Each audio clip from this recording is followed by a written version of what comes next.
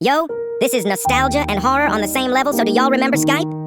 It was such a hit back in 2015. Your friends bouncing their way to the computer screen and Skyping you. Anyways, aside from that, can we talk about how terrifying the old Skype ringtone was? That thing didn't sound like a friendly call. It sounded like a ghost trying to FaceTime you from the afterlife. You'd be chilling, probably sleeping or something, the boom, it hits you with the instant heart attack. It wasn't a ringtone, it was a jump scare. Like, why did it sound like the soundtrack to a horror movie where the killer is about to pop up on webcam?